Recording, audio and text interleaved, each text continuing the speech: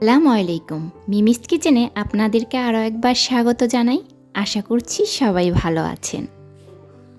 মিষ্টির দোকানের মতো মালাই চপ খুব সহজেই তৈরি করে নিতে পারবেন ঘরে বসেই। অনেকেই কিন্তু মিষ্টি বানাতে গিয়ে ঝামেলায় পড়ে যান, তাদের জন্য এই রেসিপিটা। চলুন তাহলে রেসিপি দেখে নিই। মালাই চপের জন্য আমি এখানে একটা শিরা তৈরি করে নেব। শিরার জন্য আমি এখানে 1 কাপ পরিমাণ চিনি নিয়ে নিয়েছি, সাথে দিয়ে দিচ্ছি 2 কাপ পরিমাণ পানি।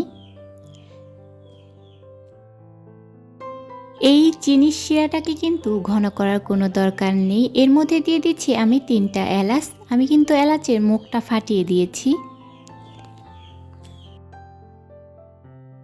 চিনির এই শিরাটা শুধু বলক আসলে তারপর এটাকে আমি এক সাইডে রেখে দিচ্ছি।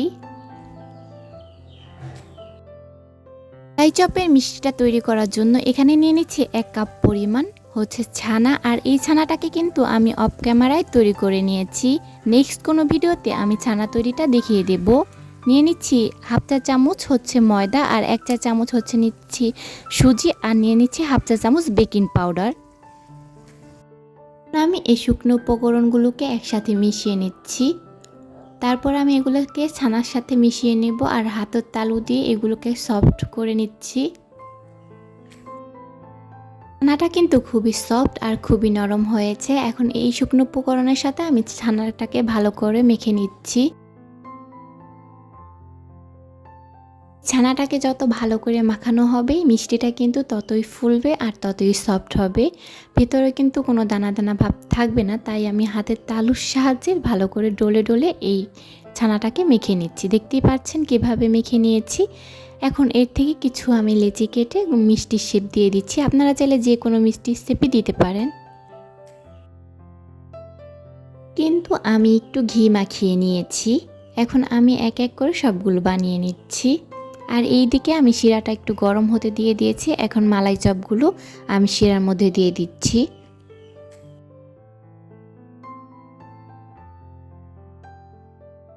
মিষ্টিগুলো দেওয়া হয়ে গেলে এখন আমি কিন্তু মাঝারি আঁচেই এটাকে রান্না করে নিচ্ছি 5 মিনিট। আর 5 মিনিট পরে কিন্তু আমি ঢাকনাটা দিয়ে দেব।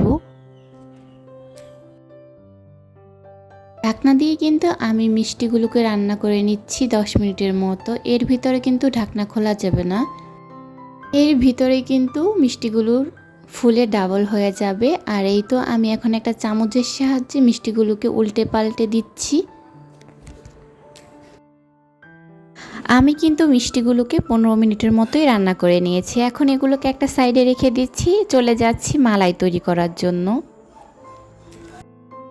মালাইটাকে কিন্তু আমি খুব সহজেই দেখানোর চেষ্টা করব। এখানে নিয়ে নিচ্ছি 1 কাপ পরিমাণ পাউডার মিল্ক, আর নিয়ে নিচ্ছি 2 কাপ পরিমাণ তরল দুধ।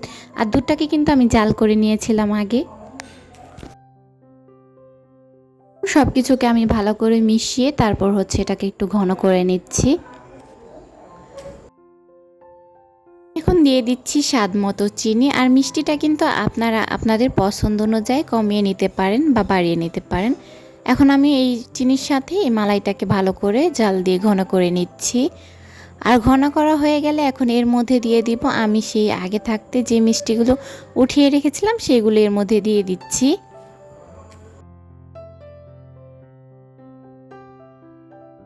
মিষ্টিগুলো শিরার ভিতরে দেওয়ার পর কিন্তু বেশি জাল করা যাবে না, এতে করে কিন্তু মিষ্টিগুলো শক্ত হয়ে যেতে পারে। আমি এই তো এখন কিন্তু চুলাটাকে অফ করে দিয়ে দেব। আর একটা ঢাকনা দিয়ে আমি ঢেকে রেখে দিচ্ছি। ঠান্ডা হওয়ার পরে মিষ্টিগুলো নর্মাল ফ্রিজে রেখে দিয়েছিলাম। এখন নর্মাল ফ্রিজ থেকে বের করে এই তো আপনাদের একটু দেখিয়ে দিয়েছি।